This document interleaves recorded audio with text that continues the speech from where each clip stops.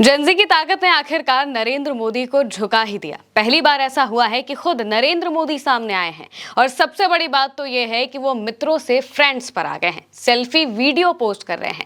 Selfie video post करना पड़ा है उनको पेपर लीक के मामले में। छात्रों के मुद्दे पर आधी रात को नरेंद्र मोदी ने पोस्ट किया है, यानी उनकी नींदें उड़ गई हैं। डैमेज कंट्रोल की कोशिश की जा रही है।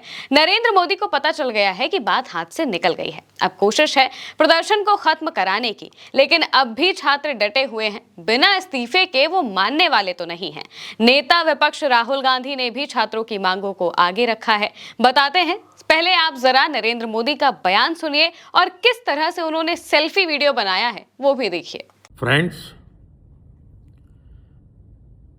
मैं जानता हूं कि पेपर लीक एक कोई मामूली विषय नहीं है। लाखों विद्यार्थी और उनके अभिभावकों के लिए बहुत ही पीड़ादायक है। नरेंद्र मोदी कह रहे हैं पेपर लीक बहुत ही गंभीर मुद्दा है। 1 महीने 4 दिन बाद मोदी जी को याद आया कि पेपर लीक एक गंभीर मुद्दा है, खासकर 20 जुलाई को चली लाठियों के बाद। 20 जुलाई को छात्रों ने जो किया, जिस पीसफुल प्रदर्शन पर सरकार ने दमन के लिए लाठियां बरसाई, आंसू गैस के गोले बरसाए, उसने छात्रों के हौसलों को और मजबूत कर दिया। उन्हें लगा था कि यहां से प्रदर्शन खत्म हो जाएगा, लेकिन वहां से प्रदर्शन और तेज हो गया और जो प्रदर्शन पहले शिक्षा मंत्री तक था वो सीधे नरेंद्र मोदी तक पहुंच गया। वहां पर नारे लगने लगे, नरेंद्र मोदी इस्तीफा दो के, जिसके बाद ही नरेंद्र मोदी की नींदें उड़ गई। उन्होंने जल्दी जल्दी कोशिशें की कि किस तरीके से इसे कंट्रोल किया जा सकता है, इसलिए वो खुद एक्स पर पोस्ट करते हैं। पहले पोस्ट किया जाता है, पोस्ट करके बताया जाता है कि फास्ट ट्रैक कोर्ट बनवाएंगे और इसके बाद रात होते होते 11:52 पर वो खुद एक वीडियो पोस्ट कर देते हैं, सेल्फी वीडियो। अब इस सेल्फी वीडियो के नीचे कमेंट्स की तो भरमार आ चुकी है। लोग लगातार एक ही बात कह रहे हैं कि भाई यहां पर भी टेलीप्रॉम्प्टर। खैर, नरेंद्र मोदी ने फास्ट ट्रैक कोर्ट और कैबिनेट में बिल लाने की बात कही है। इसके अलावा क्या काम करने की बात कही है, सुनिए। सजा के प्रावधान के साथ का ये मुसद्दा कल कैबिनेट में चर्चा होगी।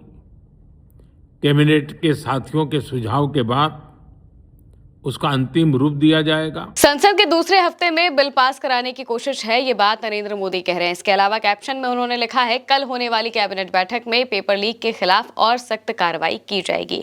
लेकिन कहीं पर भी छात्रों पर हुए लाठीचार्ज का जिक्र नहीं है, कहीं पर ही शिक्षा मंत्री के इस्तीफे का जिक्र नहीं है, यानी कि सरकार अब भी इस्तीफे से कोसों दूर है।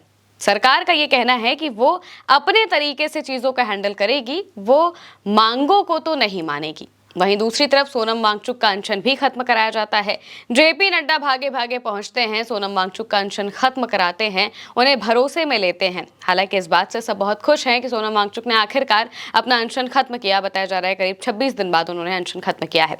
लेकिन सरकार अब भी अपनी ही बातों पर अड़ी हुई है, वो कहीं से भी इस्तीफा नहीं दिलवाने वाली है। इसको लेकर सीजेपी ने कहा है कि परीक्षा में गड़बड़ी के खिलाफ सरकार जो सबसे सख्त कार्रवाई कर सकती है वो केंद्रीय शिक्षा मंत्री प्रधान को हटाना है। सीजेपी के राष्ट्रीय प्रवक्ता आशुतोष रांका ने भी कहा कि मोदी जी कल ही धर्मेंद्र प्रधान को हटा दीजिए, यही सबसे सख्त कार्रवाई है जो आप कर सकते हैं। यानी कि बात अभी भी इस्तीफे पर ही अटकी है।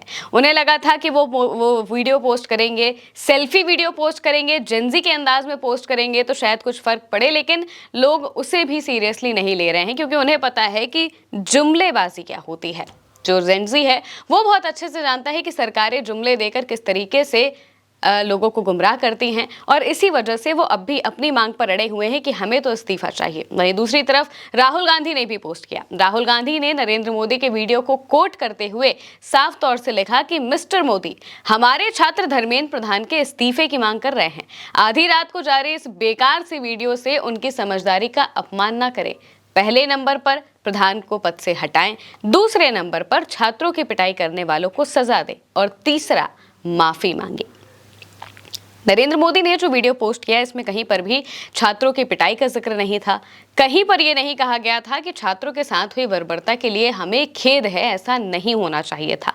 वो चाहते तो ये बात कर सकते थे, शायद इससे छात्रों को कोई फर्क पड़ता, लेकिन उन्होंने ये बात नहीं कही। यानी कि सरकार अब भी अपने बात से नीचे आने की कोशिश नहीं कर रही है, लेकिन फिर भी छात्रों ने किस तरीके से मौजूदा सरकार को हिला दिया है, कुर्सी हिलती दिख रही है लोगों को, क्योंकि आधी रात को नरेंद्र मोदी खुद वीडियो पोस्ट कर रहे हैं किसी मुद्दे पर।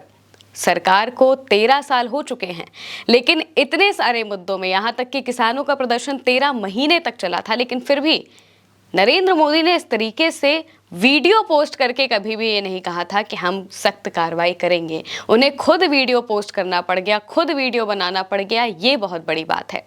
इसके अलावा आपने ही हमारे युवाओं के भविष्य को सबसे ज्यादा नुकसान पहुंचाया है, ये बात राहुल गांधी ने एक बार पहले भी कही थी जब नरेंद्र मोदी ने पोस्ट किया था। उन्हीं के पोस्ट को कोट करते हुए उन्होंने बताया था कि छात्रों की मांगे साफ हैं, धर्मेंद्र प्रधान का इस्तीफा, छात्रों से माफी मांगिए, और जिन लोगों ने छात्रों पर इस तरीके के काम किए हैं उनको सीधे उन पर कार्रवाई होनी चाहिए। लेकिन अब टाइमलाइन एक बार देख लेते हैं कि केंद्र सरकार ने 20 जुलाई के बाद से क्या क्या किया है। सबसे पहले तो नौकरशाही में ये बड़ा फेरबदल हुआ है, जो कि छात्रों की बहुत बड़ी जीत है, जेनजी की बहुत बड़ी जीत है कि नौकरशाही में बड़ा फेरबदल किया गया है। यानी कि जो शिक्षा मंत्रालय में जो सचिव हैं उन्हें हटाया गया है, उन्हें तबादले और बाकी के काम किए गए हैं। 17 सीनियर अधिकारियों के तबादले और प्रमोशन के आदेश जारी किए गए हैं। सबसे बड़ा फेरबदल जो हुआ है वो शिक्षा मंत्रालय में ही हुआ है। यहाँ पर 1994 बैच के राजस्थान कैडर के IAS अधिकारी नरेश पाल गंगवार को शिक्षा मंत्रालय के उच्च शिक्षा विभाग का सचिव नियुक्त किया गया है, यानी कि पहले सचिव को हटा दिया गया है। वो पहले सचिव विनीत जोशी थे। विनीत जोशी को पंचायती राज मंत्रालय सचिव बना दिया गया है। इसके अलावा IAS अधिकारी TK अनिल कुमार को पदोन्नत करके स्कूल शिक्षा और साक्षरता विभाग का सचिव नियुक्त किया गया है, यानी कि 2 तबादले यहां पर हुए हैं। अब टाइमलाइन की अगर बात करें तो 20 मार्च को लाठियां चलती हैं, छात्रों पर आंसू गैस के गोले दागे जाते हैं, छात्रों का गुस्सा भड़क जाता है, आंदोलन और मजबूत हो जाता है। वहां से आंच कम करने के लिए सरकार क्या करती है? आंच कम करने के लिए JP नड्डा और मंत्री जितेंद्र सिंह ये दोनों वांगचुक के पीछे पड़ जाते हैं। वांगचुक के अनशन खत्म कराने के लिए लगातार उनसे मीटिंग्स करने की कोशिश करते हैं, बातचीत करते हैं। CJP के प्रतिनिधियों से बातचीत का काम भी इन्हीं दोनों को दिया जाता है। हालांकि CJP ने साफ कहा है कि हम मानने वाले नहीं हैं। सरकार का ऐसा कहना है कि उन्होंने 4 बार CJP के नेतृत्व को बुलाया बात करने के लिए, लेकिन CJP ने कहा है कि हम किसी के घर में या किसी के ऑफिस में बैठकर बात नहीं करेंगे।